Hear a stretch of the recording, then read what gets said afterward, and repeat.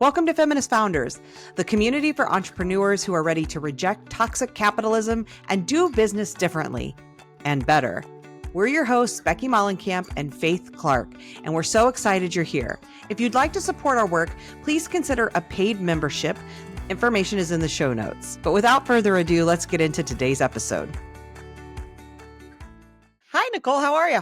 I'm great. How are you, Becky? I'm good. I'm excited to chat with you because Faith and I had decided that this summer we want to talk loosely about women's labor, sort of all the pieces and components of that. I just had a conversation that's going to actually air after hours with Paige Worthy about her sabbatical.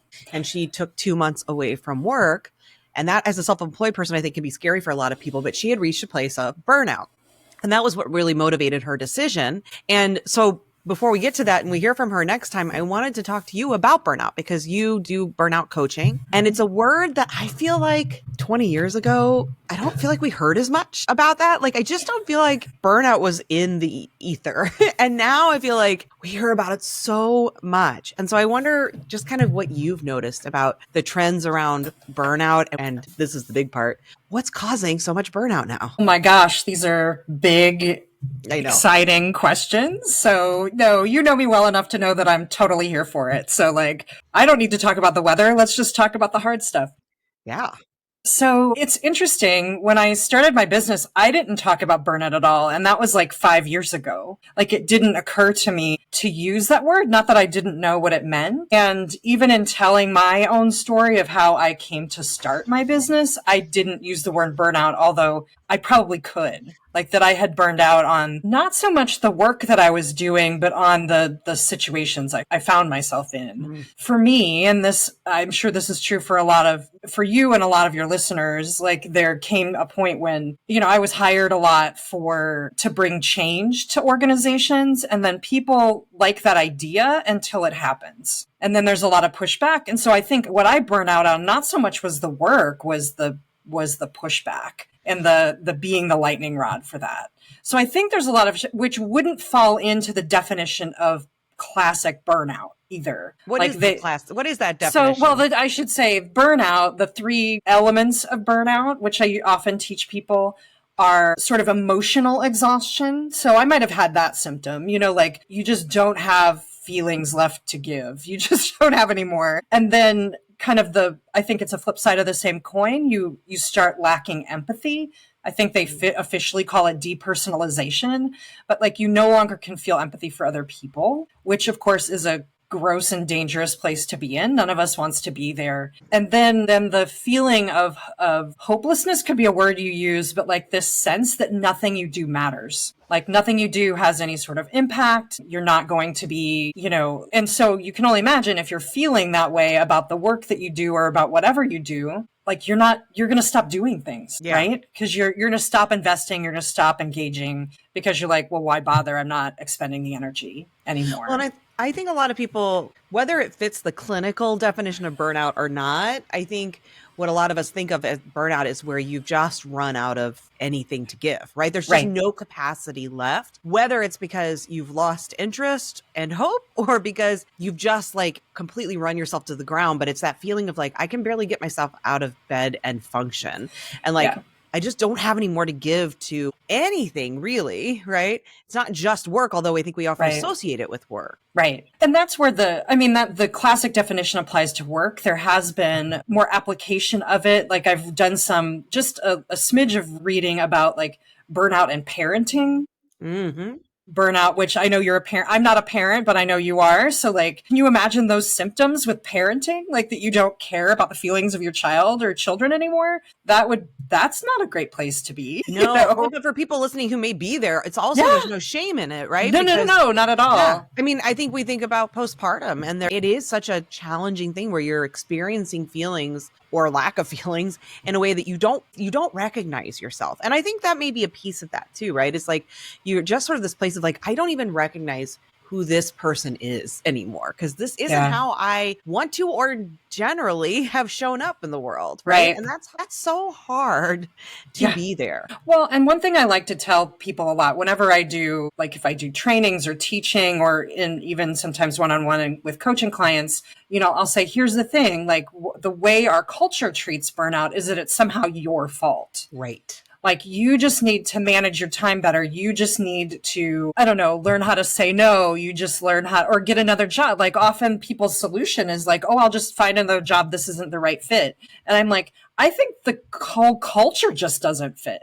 Right? Like nothing about our culture, or rather, let me say it a different way. Everything about our culture promotes burnout. Period. Yeah. Everything about it. Do you know anything? And it's okay if you don't know the answer to this. We can even just sort of conjecture. But I'm curious if there's any differences in the way men and women experience burnout, or the degrees to which, or the numbers of people who do, just because we're focusing on women's labor. And I think there's that often, not always, but often there's this added component for women where we're carrying a lot of other labor, that's emotional and mental labor of caring, whether it's for children, for parents, for, husbands, partners, whatever, community. And so that adds on to, so like when we talk about burnout being work related, we often think about that means that 9-to-5 job, which means maybe a stay-at-home mom would think I could never be in burnout.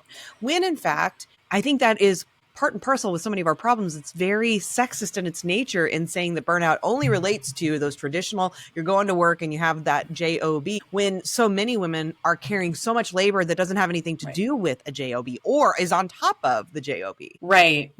I think, a good book that I always draw from about this gender dynamic is the book Burnout by Emily and Amelia Nagoski, which, good, you're nodding, so you've read it. Oh, I've got it here. I know, I have it right next to me too on my stack. I grab it all the time. I recommend it all the time. Yeah, for sure. It's a must read. It is a must read. And I think they do such a good job of making a big system simple, and not that they're oversimplifying. I think just in language that is understandable about why women experience burnout.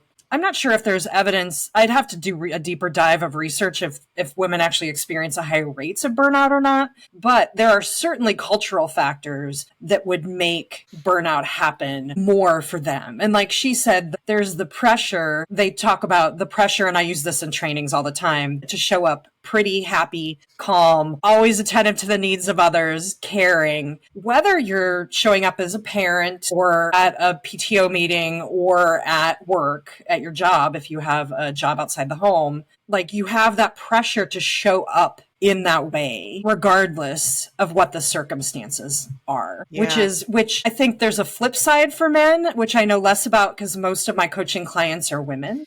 Yeah, I figured that would be the case. I just did a quick search in, as much as we can rely on Google's AI results, but the top thing just talks about the women burnout rates are generally higher for women than men. Many studies have shown that. In fact, some show it's as high as twice as much. And that it's because of some of the things you're talking about, these, the gender biases in work and in the workplace. And then what I was talking about with these caregiving responsibilities that are often obviously not divided equally in work. And so I think those things add up to, it makes sense that women would experience burnout more. And I also suspect, this I don't know, but I'm going to just throw it out there, that they may be less likely to recognize it and do something about it. Although I also think men are pretty good at suppressing feelings. So that may or may not be true. But I do think that, tell me what you've experienced, but I'm going to guess a lot of people don't acknowledge what they have going on as burnout, or is even approaching burnout, because really the goal is to deal with it before you get to it, right? Right. But people don't even recognize they're on that path necessarily. Or if they do, they don't recognize there's anything they can do about it. Right. I think they feel powerless over it for sure. I mean, it is. And unfortunately, I think in that way, I don't necessarily help initially, because I can help. But initially, I'm saying, no, this is a bigger system. This is not your fault, which on one level is relieving, right? You're like, right, it isn't all my fault. On the other hand, you're like, well, then what can I do to change that nonsense? What is that? What is all of that? So I think there is that dynamic. But actually, when you were talking though about those burnout rates for women, which doesn't surprise me, I just wasn't sure about the numbers, so I didn't want to quote them. But I was just talking not too long ago with a friend of mine who's an academic and and this is a very small percentage of women who's tenured. So she has worked her way from and is tenured at the university where she teaches.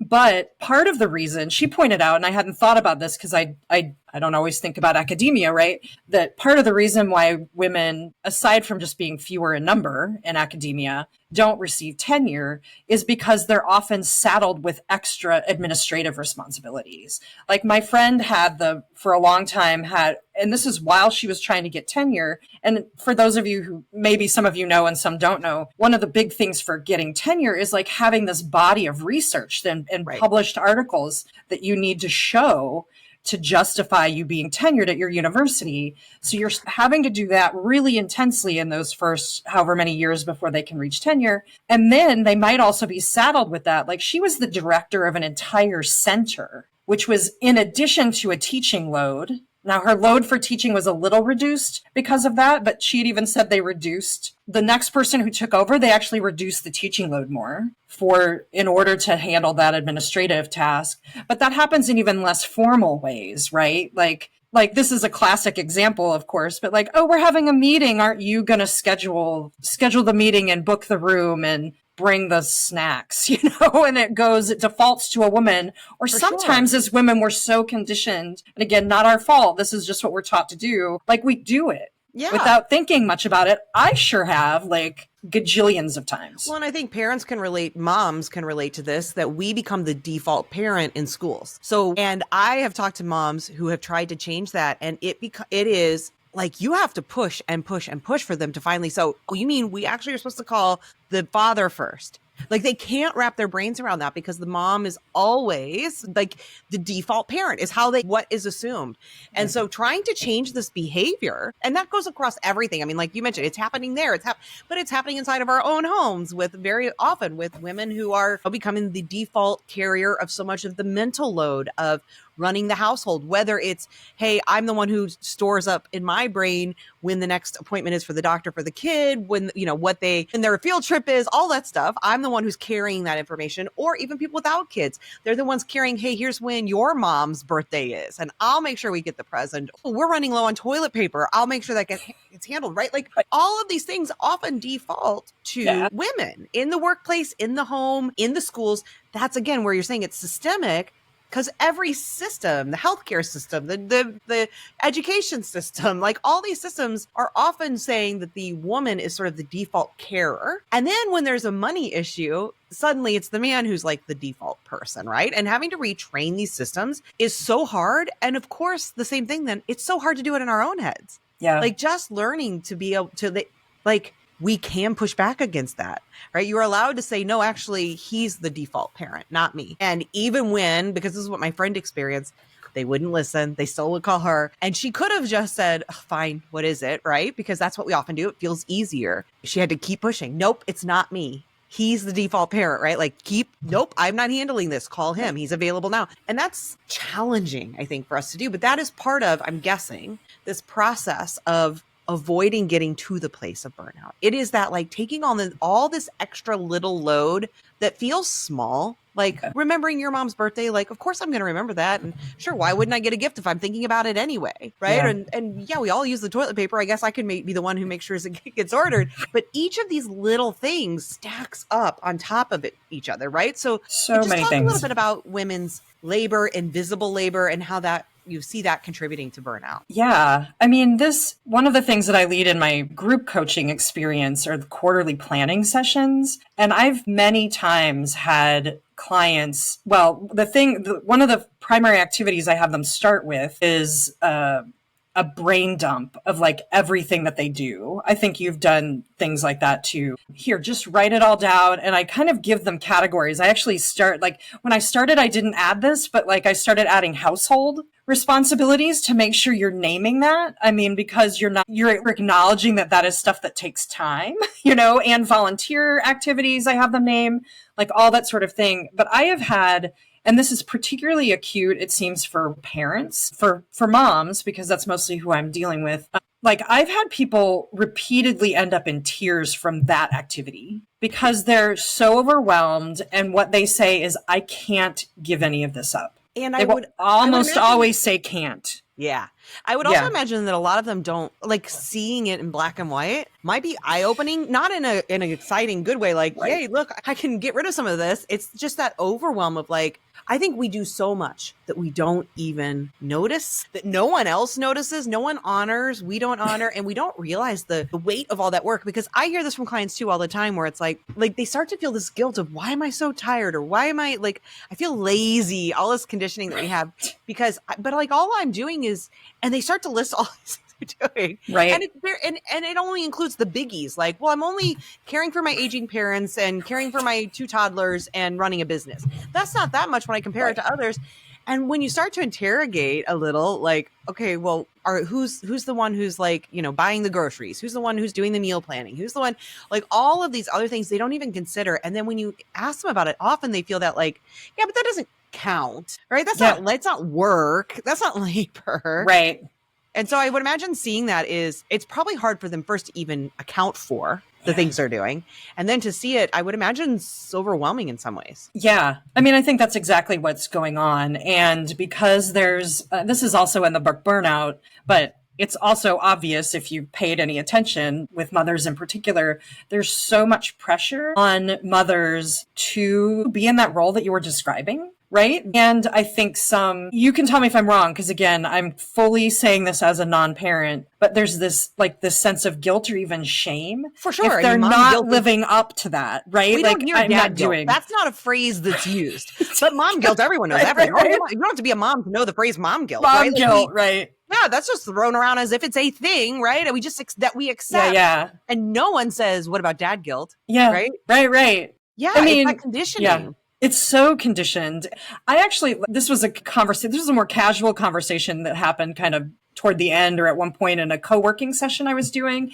2 mothers just happened to be on there. And one of them had said no, like because of the work we had done, was saying no to helping out in the school that her son was at. Because of a big work thing that was going on. Like otherwise, before those times, she would have said yes to all those things, probably was saying no to it. But then said, oh, as soon as this other big work project is done, I'll go back and I'll do that. And I was so happy when the other mom on the call just said, you know what, my kid's 8 and I've never volunteered in the classroom. Mm-hmm. And I'm like, that was so much more powerful than anything I could have said, right? So often we need that permission slip, right? To say, I don't have to perform in this way. You don't, right?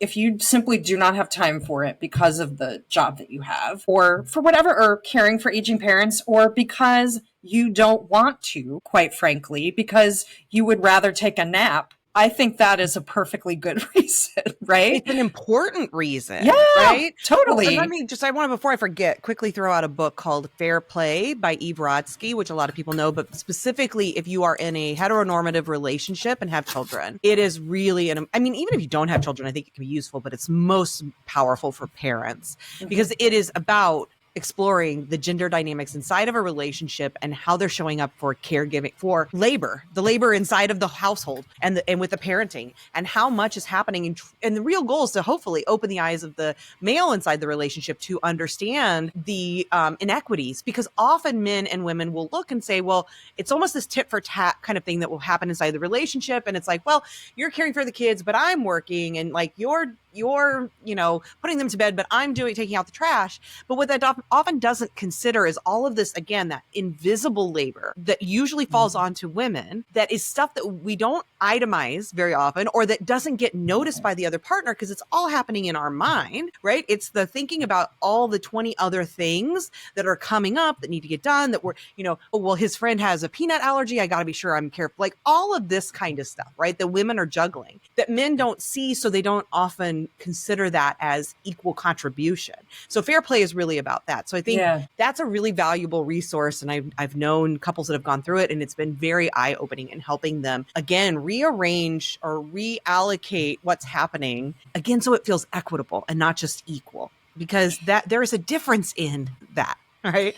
Right. Well, because I would argue there's a different kind of energy that goes into putting kids to bed than taking out the trash. Right. I would too. And time, like taking out generally, unless something really goes awry, taking out the trash can take you just a couple of minutes. Mm-hmm.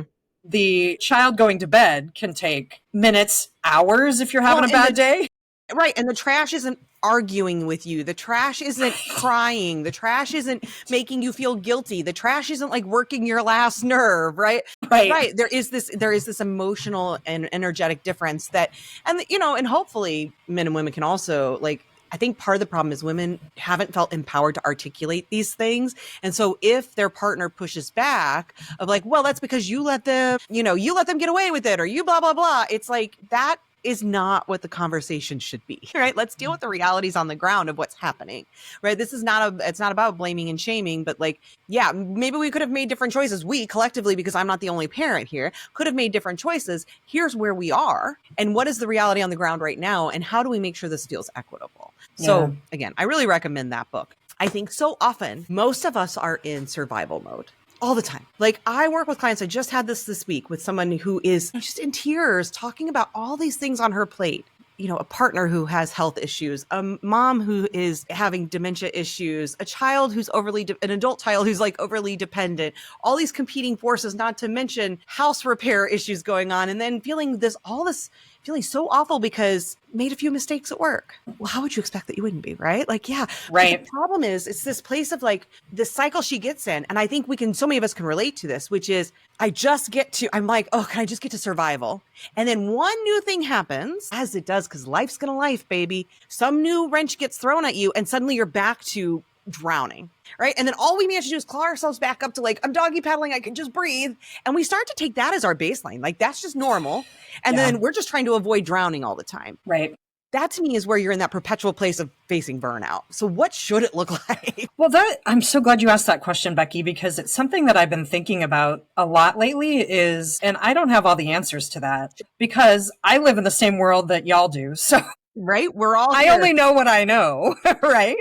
Although, and you know this, but listeners won't necessarily know this, that I recently took a part-time job in like sort of in a church, which is a nonprofit. And anyway, any place can overwork you, but particularly places that are all about caring and giving, which is female coded, by the way, but like, correct. and I present as a female. So that adds and the expectation that because it's good work, you should want to do it. You should just do it all the time without regard to yourself. It's selflessness is prized, right? So I recently did that, and I'd been like mostly working for myself on my own, completely self-directed for like 5 years prior to that. And I could barely like wrap my head around the shift, the difference, honestly, in how I reacted to that kind of an environment. Like it was very somatic. My body was very, very, very stressed by that, which would not have happened 5 years ago. That would have been my baseline 5 years ago. And I'm like, so I'm trying to just put back together, like, well, what are the changes that I make? Well, some of it is just working at home by yourself. If I'm like hitting a wall, I can go lay down for 20 minutes. Mm-hmm. I think we're both fans of the 20-minute power nap. And I know that doesn't work for everybody, but like we're having Nicole, but I can't nap. It makes me feel horrible. That is too bad. The 20-minute zone out. Zone out, right? It doesn't have to be sleep. It can be, or go have lunch. I've been known to like have lunch and watch like a 20-minute sitcom on occasion where I'm like, because I need to get out of whatever I was working on for a bit. I have an hour that's free on my calendar to go to the thrift store. Like just a little retail therapy, big things, just getting into a different space. But what you're talking about here is how do you design a life that allows spaciousness? And that's what I was talking to this client about. It's like when we're in that survival mode, it usually feels like there's just no spaciousness. Every bit of our mind space and or calendar. And by the way, it doesn't have to look like your calendar is fully booked for you to still have this feeling, right? Because again, a lot of this is the mental and emotional labor. But there just feels like there's no space left just to be, to rest, to have joy, to have pleasure. Those things feel like, wouldn't that be nice? Oh, that must be nice. That kind of thing that we do, right? Oh, must be nice that you have space for that, right? Like this, like it's some luxury, but these are essentials. Rest, joy, pleasure. Those are essentials. They're not nice to haves that only the elite should have access to. Sadly, that's often what it looks like in our world, but it shouldn't be that way, right? Agreed. And I think that's true. I think because the more money you have, right, the more ability you have to pay others to do work for you. Like Money some of doesn't that buy labor. happiness, but it buys spaciousness. It certainly can help by spaciousness. On the other hand, you can still be filling your world with tons of activities, even if, let's say you're, and this is sort of almost an image of a classic, these like upper white middle class, upper middle class housewife who would have the ability to have like a housekeeper and maybe a nanny for the kids. But then what is the expectation of her time? Was to volunteer doing a million things in the community. So it's not like she wasn't doing anything. She just could afford, her husband's money could afford to buy help. So she didn't have to take care of the kids all the time or do those kinds of things that might get on our calendar or some of our clients' calendars. That may not happen, but it's not like their time wasn't being used. Now, that's not to say they didn't have more spaciousness. I'm sure they had more spaciousness than that nanny or housekeeper that was also taking care of their own children, right? Most likely. But still, like that's, you can afford to buy some extra spaciousness. But even so, I think the time and the pressure for women to show up in a particular way can cause burnout. And that life may not be satisfying to them, even though it looks like success, right? Well, and sneak peek to the conversation with Paige that will be coming up, because again, she reached this kind of place of burnout, of just overwhelm, of nothing left to give. Took 2 months off with the idea of like, okay, I'm going to have that time to fully decompress, to just create that spaciousness. And while that was true to a degree, what she experienced, and I think this is important because I think it's what so many of us, especially women, experience when we do have a vacation or we get an hour of time or whatever, the mental load didn't disappear. Right? She just found new things to worry about, new things to fixate on, new things to churn around about. It didn't suddenly and magically create quiet and peace, right? Yeah, there was spaciousness on the calendar, but that doesn't necessarily equate to spaciousness in the mind and in the emotions, right? Those are two very different things. And the problem is, it is such a learned behavior that we have to be going, thinking, what's next? What am I going to do?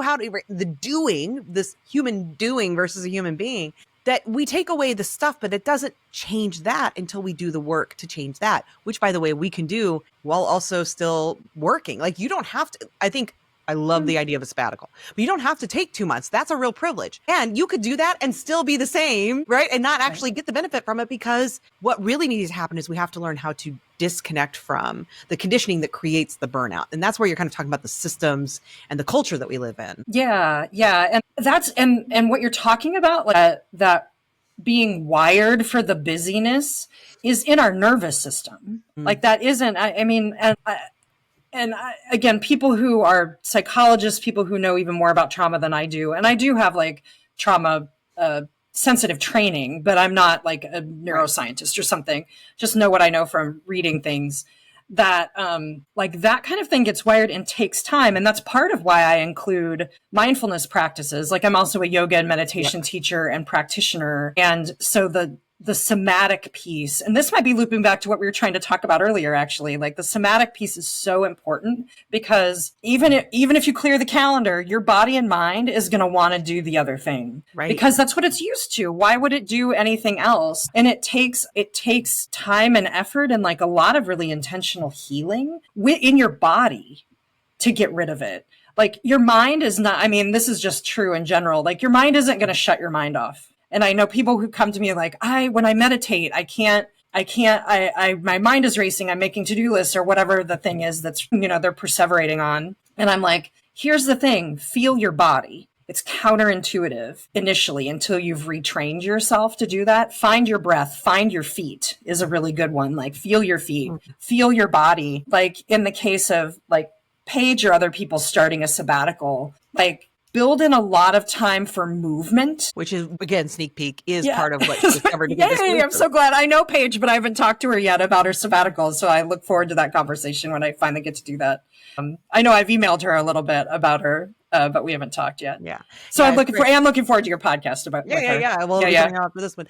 But that somatic experience, I think, is so important. And when you're talking, and that was why I also was like, I know that you do this, which that the meditation work, the yoga work, goes so hand in hand with the burnout piece, where I think often, in my experience, I shouldn't say a lot of women, but I do think it's more than just me, but we become so disconnected from our bodies because we live in a system that actually encourages us to distrust our body, and that our bodies become the source of so much trauma, both physical and emotional and other trauma. And I think even more so for women, because we are made to believe that this vessel is the thing that matters the most about us, right? Because we are so much judged on our appearances, not to mention all the other ways that our bodies are sources of trauma. So many of us dissociate. We become very disconnected from our body because it's so painful to be in the body. So learning how to be in the body is very hard for a lot of people. I think many people probably think, I have this burnout problem. Give me the 3-step solution. Like, let me use my brain to get myself out of this. And I would imagine for folks who have gotten to that point, they probably are so disconnected from their bodies that this embodied approach is probably very scary and difficult, and yet is so important. Yeah. I mean, one of the things I try to train clients to do, they don't know this is what I'm doing necessarily, but like, so the secret.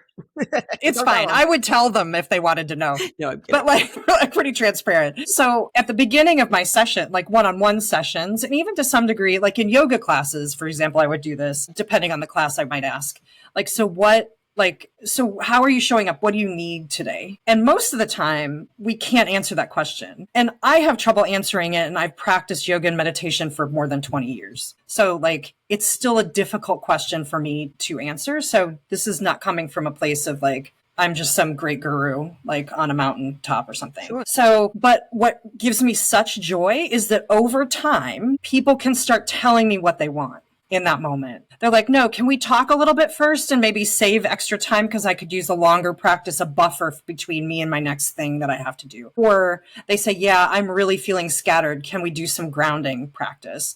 So like, I can not even tell you how happy it makes me when people finally are able, at least in that one little space. And if you can do it in that one little space, you will be able to do it eventually in other places too, to be able to say no, or to say yeah, like to say no to what you don't need and to say yes more to what you do need, which that might mean rest, that might mean getting away, that might mean saying no to one more activity or not going to volunteer at the PTO's next thing or whatever it is. Right. And I think too, for people who are like so new to embodied experiences, starting out at meditation in the way that we typically think of meditation, right? That can be completely overwhelming. It's just like, I cannot silence my brain. And there's a lot of resistance there.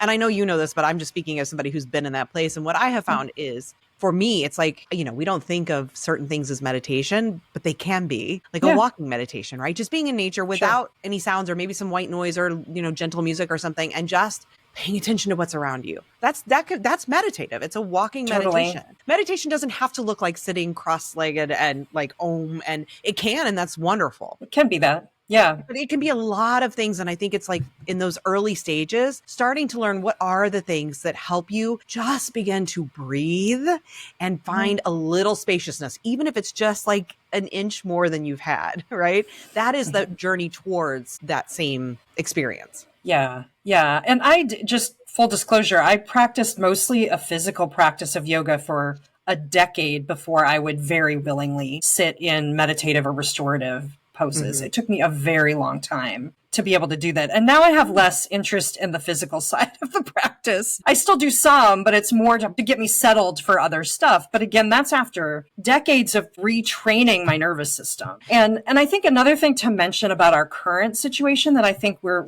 constantly bypassing is the trauma we've experienced collectively because of COVID, because of our reckoning with racial justice and the huge pushback that's getting right now. And he who shall not be named. He who shall not be named. Yes. And throwing at us throwing not even curveballs, but aggressive policies toward us that is making our lives incredibly insecure, incredibly scary all the time. And I think so many of us just feel it so acutely. I think that's, again, that burnout book, just go back to sort of the Bible. Go back to it. Because do something like you have to get rid of the stress that we're taking on all the time. Right. And what they talk about is that difference in the stress cycle in olden times, right? Right. We didn't have 24-hour news cycles. We didn't have social media. We didn't have now AI that's even wrapped. Like everything just keeps ramping up the pace of our existence to the point where there's never an end to the stress cycle. Used to be, you were chased by a bear. You did your fight, flight, freeze, fawn. The threat was removed. You got up, you shook it off. And that's a big part of it, which you'll read in the book, right? And then you moved on because there was threat. You faced the threat was removed, and then you had a response to the experience of the threat. That is like the stress cycle. And now we live in this world where it's like it's one threat and another threat. There's never an end to the threats. Right. You know, every time you check social media, I just looked, shouldn't have, and I try not too much. But when I do, it's just one incredible stressor after another. One person crying, the bomb in another place. It's just, so it's like I'm introducing all of the stress, elevating my cortisol over and over again without any relief. There's no like, that stress is now over. Okay, now let me take a deep breath and be like, okay, the stress is removed. The fear is gone. No, it continues. And living in that, we are living with this elevated hormonal response constantly. So of course, when you add that on top of just being a person who has to pay bills and raise children or, you know, have just exist inside of community or whatever, like, fuck yeah, we're all dying here. Like it's hard, right? So just trying to say, how do I get to survival mode isn't enough because when you're thinking like, if I can just get to survival in my life, then it's okay. But like you just mentioned, and we can't avoid, there's this collective stuff on top of that. So even if you did get to a place where you're like, okay, I'm kind of juggling all the balls, I'm barely doing it, but I got it. There's this other like dark cloud that's still there that we have to account for. And so really we have to be more than just surviving. We need to be in thriving. We need spaciousness. So we talked about some sort of like some sort of embodied somatic experience that we need to have in our day-to-day routine in our life, finding ways to reduce the load that we're carrying because we can't necessarily reduce the world's load, although reducing social media consumption, reducing news consumption, I think all of those are part of that, like reducing the potential for burnout. Are there other things that you think we need to be thinking about if we're trying to avoid getting to that burnout state that we haven't talked about? I'm not sure. I feel like we've covered some of the big ones. We have covered some of the big ones. One little piece of advice that I know has, for some clients at least, worked. And this is an idea from a book called Essentialism by Greg McKeown, which I like a lot. Not scheduling more than 65% of your day. I have a lot of trouble with this, by the way, for myself, and I don't even have children. But I know that especially for moms who are, or any parent, it would actually, regardless of gender, the person who is the phone call person, like to leave that. I know it was revolutionary for one of my clients to say, oh, I just don't schedule more meetings than or more work for my job, like more work than I can handle in that time. So for her, that 65% was a pretty good, like a good number for her. But don't schedule, like make sure you have room for the unexpected. That's particularly I have children, but that's true no matter who we are. I mean, like, again, I'm home by myself, but if I'm scheduled to, like, which I often do, like minute to minute to minute, if a tech issue happens with my computer, I don't have time. Like that means I've now, like, whatever I was going to work on that afternoon, I can't get to until another day, right? Like, or we become the doctor's office where we've all experienced it, where they're scheduled so within an inch of their life that if one patient goes a little long, the entire day, like dominoes falls. And now you're the last patient of the day, waiting 45 minutes or an hour for your appointment, right? And you're angry, they're frustrated. It doesn't serve any of us to do this, and yet we all get so guilty of it. I mean, also just as an Enneagram type 6, for any others out there, I need security and safety as like sort of my primary thing. And often having a schedule feels like that to me because I feel like I'm controlling, this is where control is an issue, the unknowns by saying, I know exactly what's coming. And that could look like, though, a way to approach this as somebody who's in that mindset is I can still plan. Here's my hour. That is, we'll see what happens. But I know it's that hour where that happens, right? So like trying to find some ways to still speak to however you show up in the world. And for some people, I know they're the very opposite, where it's like a schedule feels like death. And so that might be easier for some of them. But for me, it's that's a different type. It's a different problem. That's not a 6. There's like there's some middle ground, I think, to be found between those things. I also love I'm an Enneagram 8, but I love me and I love me a schedule. So like, I'm a big fan of planning. Obviously we both lead planning things, you know, like part of our job, part of our work that we've made for ourselves is helping people plan. And I would another resource that people might be useful to people is the book Sacred Rest I didn't know by Sandra Dalton Smith. And the first half of the book in particular is really helpful. So she's a medical doctor and sort of was like, because of the pace she had to keep with patients, was like recognizing burnout in herself and then saw it in her patients. Like she would have people coming in with these real physical symptoms. And then when she would do the battery of tests, like nothing, quote unquote, was wrong with them. And then, but she started saying, but fortunately she believed people and said, okay, there is something really wrong here, but like the tools I usually have don't work, like the medical stuff doesn't work in some of these cases. And so she just started recommending rest. And so she outlines 7 types of rest in there. And so it's I've often helped people go through those 7 types and recognize things. Often it's stuff they already do, but they don't acknowledge it as a type of rest. Because we've so made, capitalism has made rest and wellness like a thing. If you're not paying big money and spending large amount of money at the spa or at a yoga studio or whatever, like it doesn't count as rest. Some people still think of rest only as sleep, which right. also is not right. Correct. I like to think of the rest when one of my clients said this to me years ago, and it really changed my thought, was rest being short for restorative, meaning yes, sleep is restorative, but there are so many things that are restorative, and what's restorative to each individual is different. So when I started thinking like, oh, what's restorative to me, I put that in my rest column, even if it doesn't look like what we often like. I don't nap, but I do a lot of things that feel restorative. Yeah. I mean, there are tons of things you can be doing that. People will often have their eyes opened to that. It's a really good. So her framework in the first half of the book is really helpful, and I suggest that to a lot of people, and I teach that all the time because.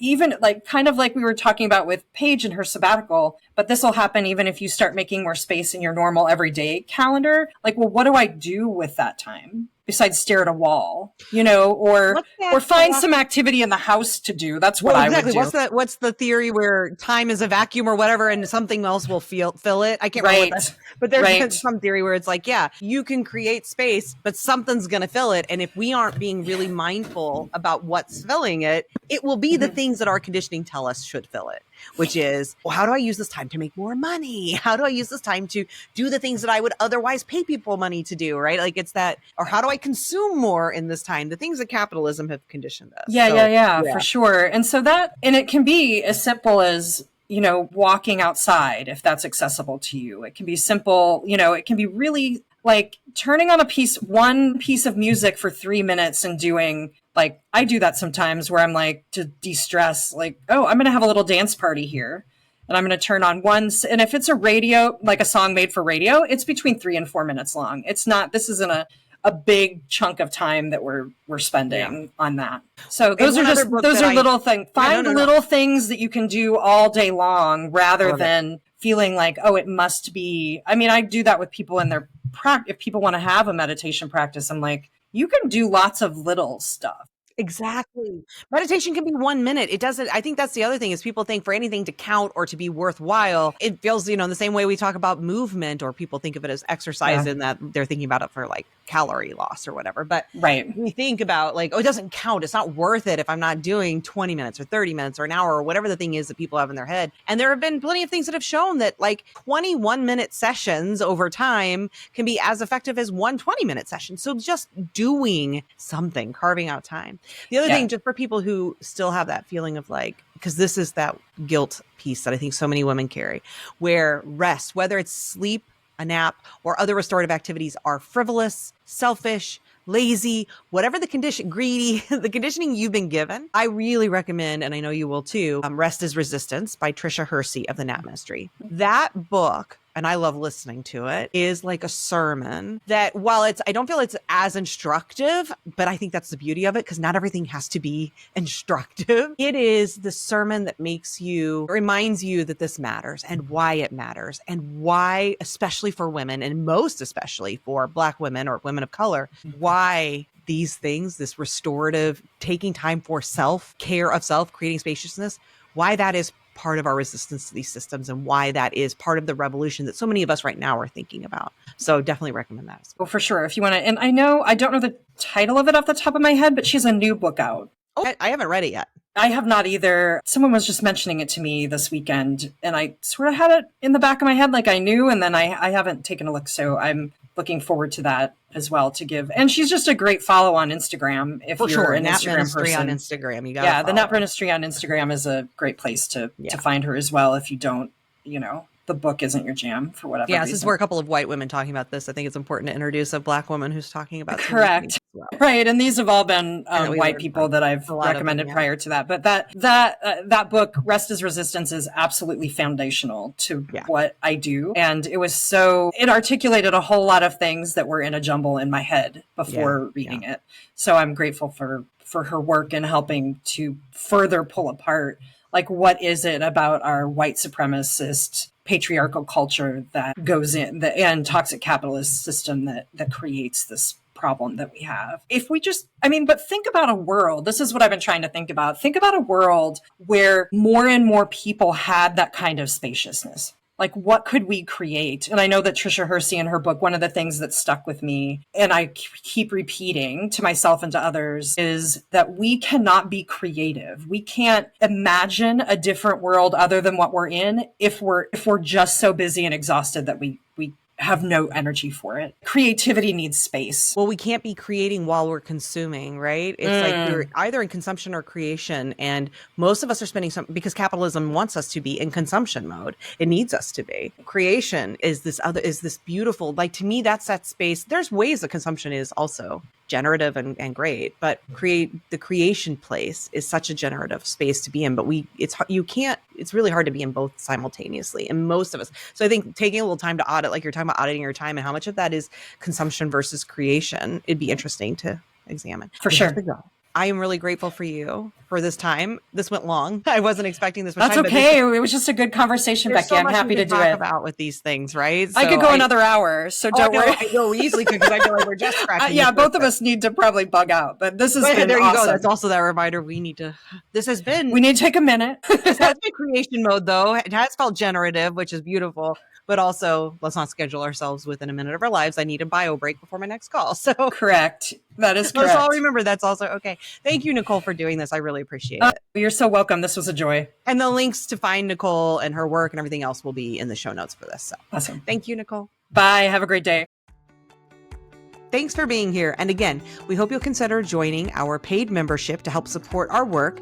The link is in the show notes. When you join, you get all of this, obviously, but also bonus content in a private podcast feed, as well as free admission into our Feminist Founders Society community calls. It's a wonderful growing community, and we'd love to have you be a part of it and to support the work we do with Feminist Founders. Until next time, keep kicking toxic capitalism to the curb, friends.